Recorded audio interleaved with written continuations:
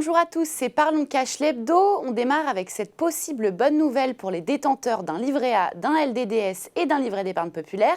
Leur taux devrait remonter début 2022.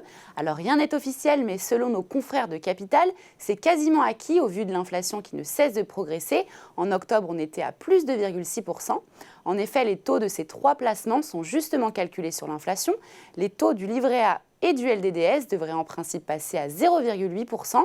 Le livret d'épargne populaire devrait faire encore mieux avec une rémunération comprise entre 1,3 et 2%.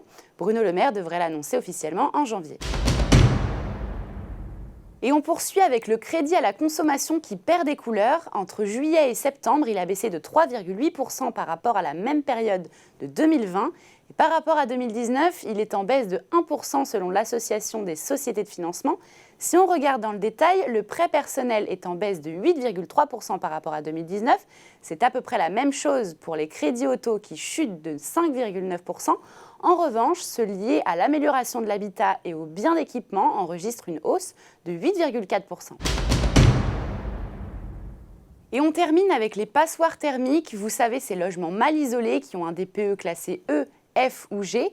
Conformément à la loi climat, ils seront bientôt interdits à la location et c'est vrai que leur rénovation coûte cher. Du coup, les propriétaires sont de plus en plus nombreux à s'en séparer. Selon Se Loger, les mises en vente ont bondi dans 23 grandes villes. Rennes, par exemple, enregistre en un an une hausse de 74% de ses annonces. À Paris, on est à plus 72%. À Nantes, plus 70%. Au Havre, plus 66%.